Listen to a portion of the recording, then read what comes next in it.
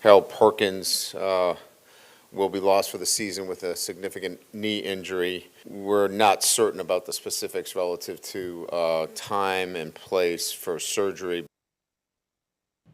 LSU lost a huge part of the defense this Saturday as Harold Perkins Jr. went down with an ACL injury. Perkins was a big contributor on the defensive line, totaling 16 tackles and 1.5 pressures on the season. With the defense already losing Jacoby and Guillory, it begs the question of how LSU is going to cope with the loss. Harold Perkins was gifted enough to play a receiver and play both as a linebacker and a nickel. We don't have any of those guys hanging around the locker room other than one. So from an offensive standpoint, you got to know where he is so you're game playing against a guy that can wreck your day. So you lose that piece right away. But there's 10 other players that make that thing happen. Good evening. I'm Madelyn, Frentress. And I'm Jaida, Farris. Let's get right into it. Now, despite the injury of Harold Perkins, there was no lack of fans in Tiger Stadium Saturday for the matchup against UCLA. Now, although it was extremely hot, that didn't stop the Tiger spirit from filling the air. LSU pulled out a huge win against UCLA here in Death Valley. Even with the slower start to this game, LSU was able to pick it up in the second half, putting the Bruins to bed. This was thanks to the LSU defense stepping up and applying huge amounts of pressure, even after one of their main assets went down due to injury. On a hot Saturday afternoon in Death Valley, the Tigers came out to take on the UCLA Bruins, beating them 34-17.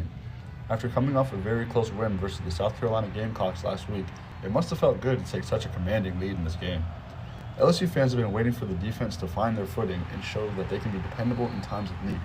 Head coach Brian Kelly spoke on how he sees the improvements on defense and what he believes the key is to success on this side of the football.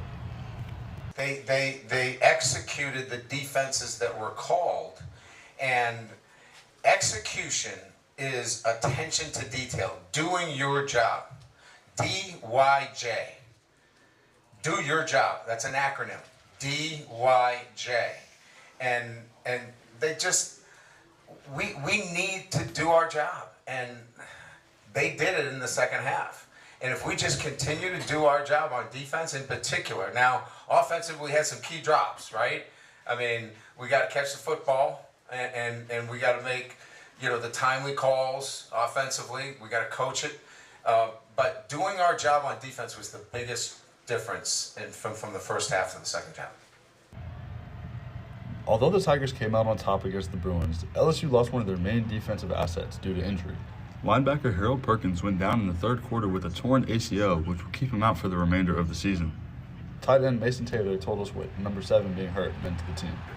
Yeah, it's devastating. I mean, you don't want to see your brother go down like that. Prayers out to him. We hope he's fine. I don't really know the update on him, but I hope he's fine. The Tigers will return to Death Valley next weekend to take on South Alabama for Family Weekend. For Tiger TV Sports, I'm Stephen Garrett. Now, quarterback Garrett Nussmeier showed out on Saturday, leading the Tigers to another win in Death Valley, gaining him some national recognition from the SEC. Yeah, Jaida, Nuss was named the SEC Offensive Player of the Week earlier today. The junior threw for 354 yards and 3 touchdowns in the win against UCLA. It's always tough to follow up a Heisman-winning effort, but Nussmeier has already taken the reins and ran with them. It's been no surprise to anyone surrounding him as well. Garrett Nussmeier was named the Offensive SEC Player of the Week. Continues to do great things, continues to grow. In a lot of areas that maybe we don't particularly see. It's not just throwing the football, it's getting in the right plays, making the right checks, and taking care of the football.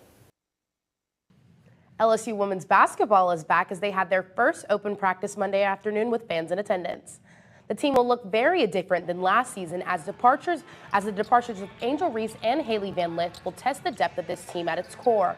The hiring of LSU legend Simone Augustus will also bring in more changes to an ever-evolving program as Mulkey and company continue to navigate the changing times that come with collegiate athletics. It's fun for me to be challenged. It's fun for me to get up every day and still feel like I'm contributing something to this game. The hard part is what you said about things changing in collegiate athletics. And I feel like I'm probably one of the old dinosaurs that's been able to adapt. LSU Athletics is always working around the clock, doing plenty of things to get their athletes ready for competition. Reporter Santiago Rodriguez went to the Performance Nutrition Center to talk to the people that make sure the football team stays fit.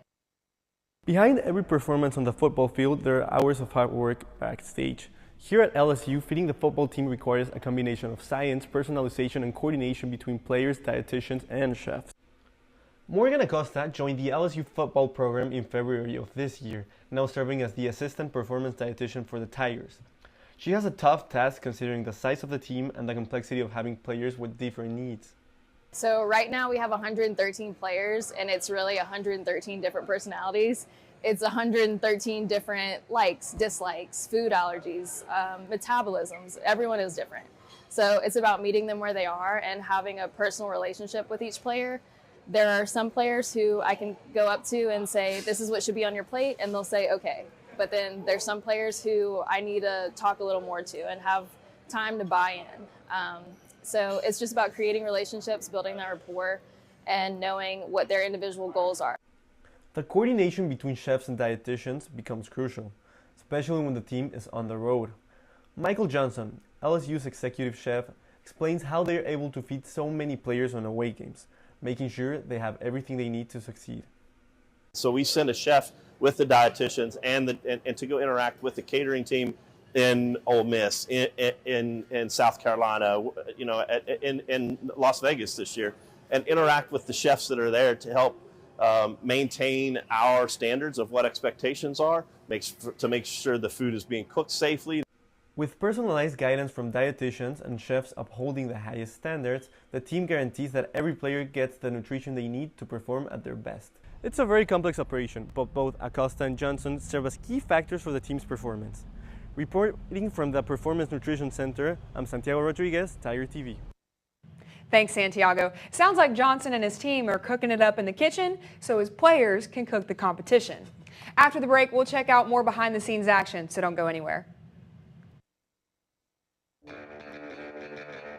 Are home problems turning your life upside down? Trust Southern Air Cooling, Heating, Plumbing, and Electrical to save the day. From electrical issues to keeping you comfortable, plumbing repairs, and even generators, we do it all. Southern Air Cooling, Heating, Plumbing, and Electrical, your one-stop solution for electrical, AC, plumbing, and generators. If you need us to save the day for you, call or visit us online at southernairbr.com. Raising Cane's invites you to grab life by the chicken fingers. So get out there. Be you. Do you. Embrace whatever makes you, you. All while enjoying Raising Cane's hand-battered cooked-to-order chicken fingers, crispy crinkle-cut fries, buttery Texas toast, and that secret recipe cane sauce that makes everything that much better. So go on. Savor the day. Raising Cane's chicken fingers. One love. Feel bad? Yes. Oh no, I don't feel bad. This is the Purple Room podcast is back, and now we're live from walk-ons every Friday before home football games. Run by passionate students, the Purple Room delivers all the latest LSU sports and culture. Join us for great food, cold drinks, and for a chance to win free loaded cheese fries. The Purple Room, the ultimate pregame podcast party. Live from walk-ons every Friday before home football games. Get Gordon.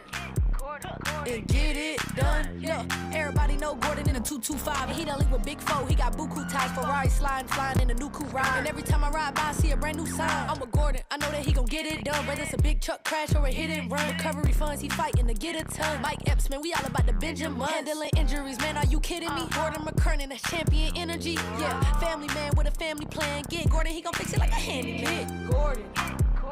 And get it done. Welcome back to the Bayou Breakdown.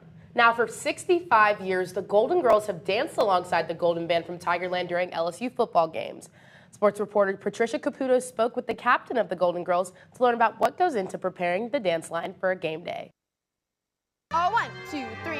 Haley Griggs and the Golden Girls practice for nearly 20 hours a week before they perform in Tiger Stadium on a Saturday night. It's been such a blessing, and I just love it so much. 4, 5, and 6. As captain, Griggs is responsible for helping the dance line master their choreography. Like, keep going to the right. Shoom. Yeah. And reminding the group of its end goal. Being relatable with the girls and being like, I know this is hard, and like we're trucking through all these practices, and it's a lot of work, but it's like all worth it by the time it comes to game day and we're dancing for the Tigers. Griggs prioritizes balance. Outside of her job as captain, she participates in numerous events at her sorority and at her church.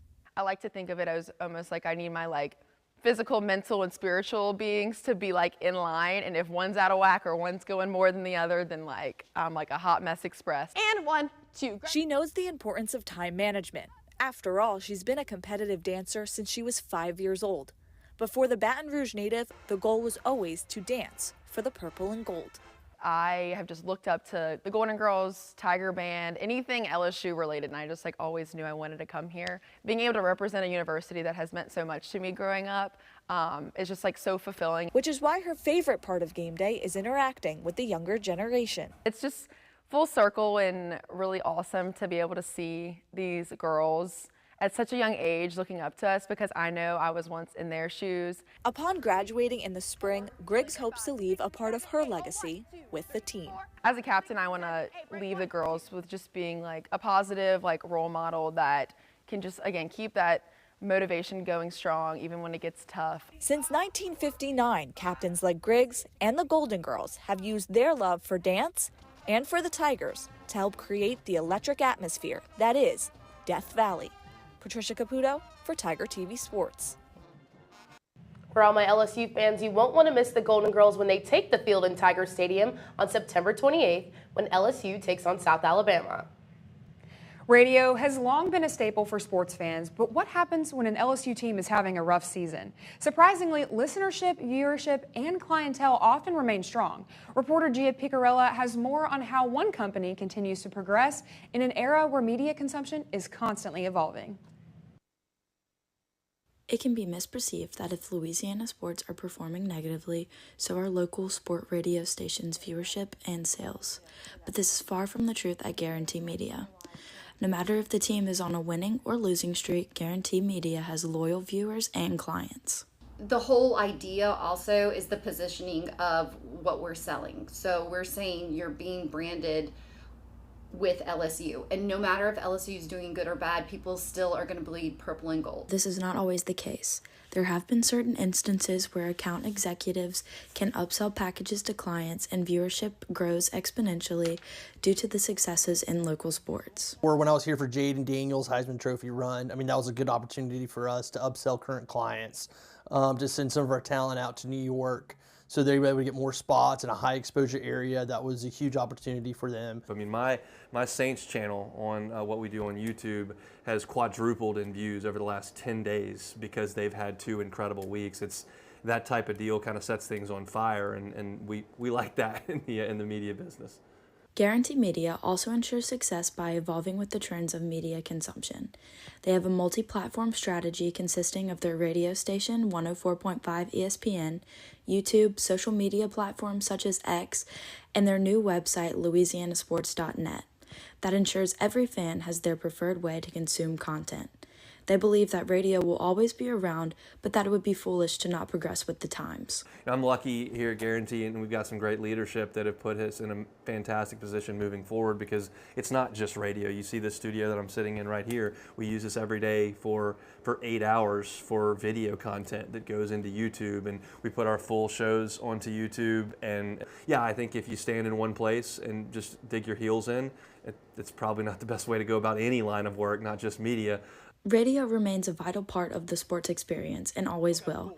Guarantee Media prides themselves on building strong bonds with their fans, no matter the ups and downs of the season. It's clear that the relationship between radio and sports will continue to thrive. It's crazy to think there was a time when fans could only follow sports by attending the game, listening to the radio, or reading the newspaper. When we come back from the break, reporter Kennedy Banks will debut the first edition of Robbing the Bank. Stay tuned. Are home problems turning your life upside down? Trust Southern Air Cooling, Heating, Plumbing, and Electrical to save the day. From electrical issues to keeping you comfortable, plumbing repairs, and even generators, we do it all. Southern Air Cooling, Heating, Plumbing, and Electrical, your one-stop solution for electrical, AC, plumbing, and generators. If you need us to save the day for you, call or visit us online at southernairbr.com. Raising Cane's invites you to grab life by the chicken fingers. So get out there. Be you. Do you. Embrace whatever makes you, you. All while enjoying Raising Cane's hand-battered cooked-to-order chicken fingers, crispy crinkle-cut fries, buttery Texas toast, and that secret recipe cane sauce that makes everything that much better. So go on, savor the day. Raising Cane's chicken fingers, one love. Feel bad? Yes. Oh no, I don't feel bad. This is the art. The Purple Room podcast is back. And now we're live from walk-ons every Friday before home football games. Run by passionate students, the Purple Room delivers all the latest LSU sports and culture. Join us for great food, Cold drinks, and for a chance to win free loaded cheese fries. The Purple Room, the ultimate pregame podcast party. Live from walk-ons every Friday before home football games. Get Gordon and get it done. Yeah, everybody know Gordon in a 225. And he done link with Big Four. He got buku ties, Farris sliding, flying in a new coupe ride. And every time I ride by, I see a brand new sign. I'm with Gordon, I know that he gon' get it done. Whether it's a big truck crash or a hit and run, recovery funds, he fighting to get a ton. Mike Epps, man, we all about the Benjamin. Handling injuries, man, are you kidding me? Gordon McKernan, that's champion energy. Yeah, family man with a family plan. Get Gordon, he gon' fix it like a handyman. Get Gordon and get it done. Welcome back to the Bayou Breakdown and welcome to the first edition of Robbing the Bank with me, Kennedy Banks. Today I'll break down QBs who struggled through the first couple weeks of the NFL season, have fallen short of expectation, and are costing their team millions. It's time to see who might just be robbing the bank. Up first we have Bryce Young, who was the starting quarterback for the Carolina Panthers. The 2023 #1 overall pick has been riding the struggle bus, to say the least, as the Panthers have gone 2-17 with Young under center. He was benched last week after a 26-3 loss against the Los Angeles Chargers. While head coach Dave Canales had said Bryce was their quarterback, he was demoted less than 24 hours later. Yesterday, the Carolina Panthers got their first win of the season as backup quarterback Andy Dalton threw more touchdowns in one game than Bryce has this season. While Young is still on his rookie contract and has yet to be guaranteed excessive money, the Panthers went all in and sent 2 first and 2 second-round draft picks along with their #1 wide receiver to the Chicago Bears in exchange for Young. Although Bryce is only in his second year with plenty of football ahead of him, the loss in draft capital is hurting the Panthers' pockets. Further north, Deshaun Watson is under fire as the Cleveland Browns have dropped to 1-2 on the season. Watson signed the largest fully guaranteed contract in NFL history in 2022, totaling a whopping $230 million. Watson has been appointed contention since before the signing of his contract, as he was suspended for 11 games in the 2023 season for violating the NFL's personal conduct policy. Watson's struggles continued in yesterday's game as he completed just 21 of his 37 passes for just 196 yards. He took 8 sacks and fumbled twice in the loss to the Giants. While the Browns had hoped they secured a franchise quarterback, with Watson's accuracy issues, questionable decision-making, they might have dug themselves into a deep financial hole for the foreseeable future. Well, that's all the time we have for today's edition of Robbing the Bank. I'm Kennedy Banks. Back to y'all. Thanks, Kennedy. It's the battle of the Heisman winners as LSU's former quarterbacks Joe Burrow and Jaden Daniels go head-to-head during Monday Night Football.